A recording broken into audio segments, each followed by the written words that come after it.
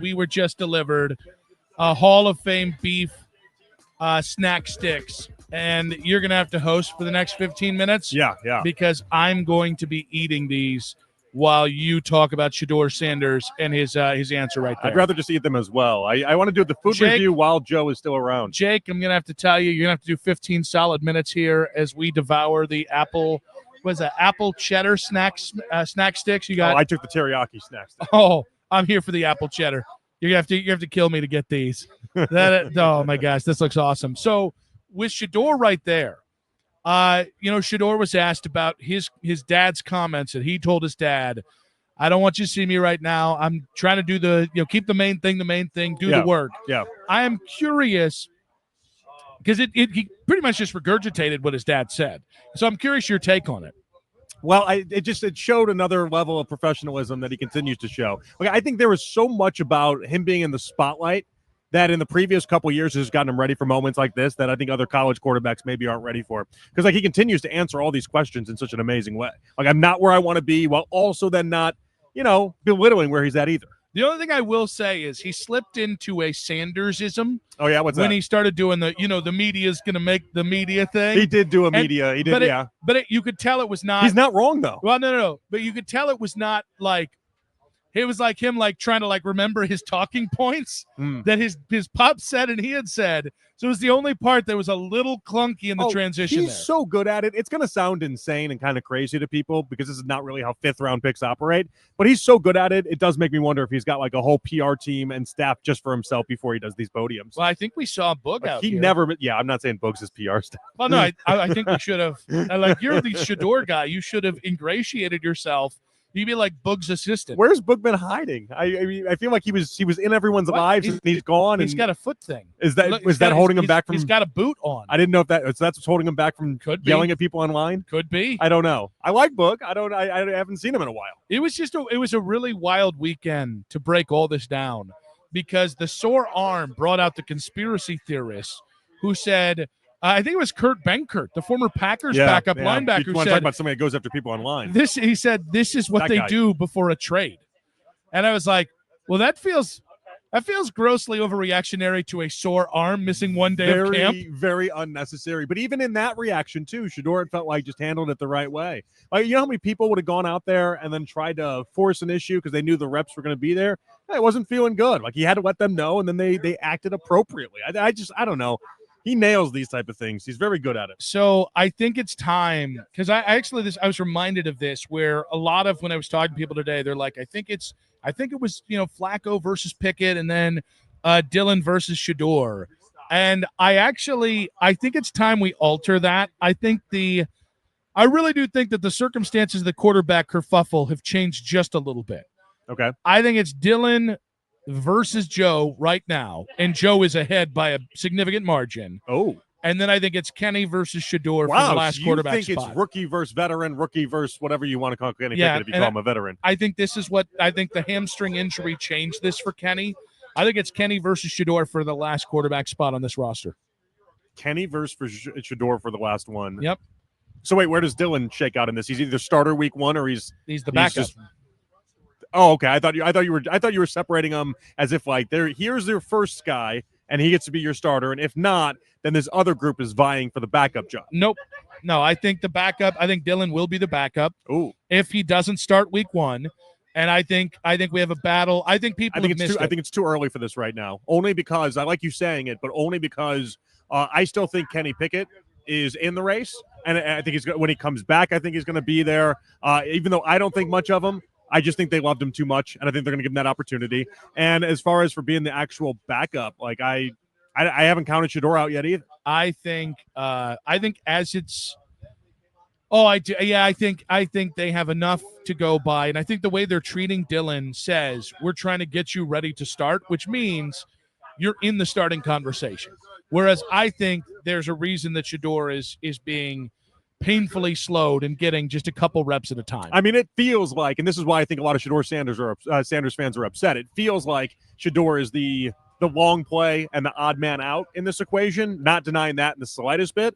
But I also don't know that it seems like Dillon Gabriel's leapfrog Kenny Pickett in any sort of way if we're just talking exclusively backup. So I think what I should say is, to your credit, Kenny had a couple nice throws today, and He had a very nice end zone throw. There were some chatter amongst the media as I was going between groups of people talking up Kenny Pickett.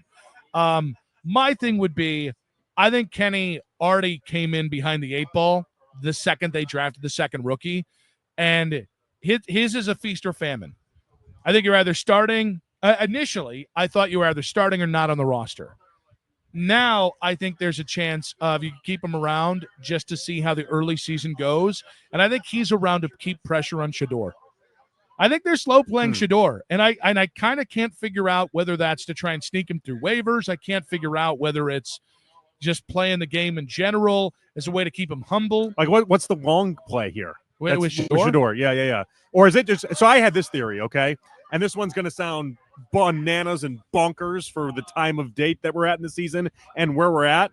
I do wonder if you're really thinking long-term play. You know me, I'm convinced that all of these GMs and executives are just trying to keep their jobs for as long as they possibly can, and they're constantly wondering how to kick the can down the road. Is there a possibility that they're not going to display Shedeur at all this season to then be able to take the quarterback next year at number 1, number 2, number 3 overall to then start Shedeur the 2026 season and then give yourself an even longer leash to then have an opportunity for that rookie quarterback to then develop. And in the meanwhile, you just get to extend your life, your football life. I think the long play is actually within the season. I think Joe and Dillon at some point between the first 10 weeks, I think it's their job. Meaning, like, maybe Joe wins the job, but then they start 0-3, and then they go to the Dillon. I think they're trying to get Dillon ready to play, and as soon as Dillon's playable, see the push for Shedeur, that Shedeur's doing all the right things. Okay, I could see that. What if Dillon never gets playable, though? Because right now he doesn't look playable. I think that actually – so maybe when he's ready to playable is relative. It's whenever they've exhausted their patience or the locker room's patience with the veterans that they'll then switch to Dillon. And the second Dillon gets on the field, it would not surprise me if you hear people really being impressed with how Shedeur's handling himself behind the scenes. And he's starting to get more reps in practice, and he's running scout team. He's doing this, he's doing that to get ready. I don't think they want to get Shedeur out there first. I mean, I'm waiting to find out when that tide is going to turn, and I agree with you. I don't think it's happening at any point before the season gets underway. I think there's a reason why when we have Stefanski on, and he was with us last Friday, when we ask him point blank about Shedeur, he roped Shedeur in with everyone else. Like, I don't think those type of things, they're just not an accident, and it's odd because remember I told you before the interview that we did with Stefanski, I was like, I'm going to ask him about Shedeur, and you know how it's going to go, which is different because you should want to celebrate these guys. You should want to talk up these guys. You should want to be as optimistic about the guys that you've taken and the guys that are in your camp. They're just not taking every opportunity to do so with Shedeur. Well, and this to me, like, I think there's an understanding we're probably going to see both rookies at some point this year. But I think Kevin specifically understands whoever the first rookie is out of the gate is going to get the best chance.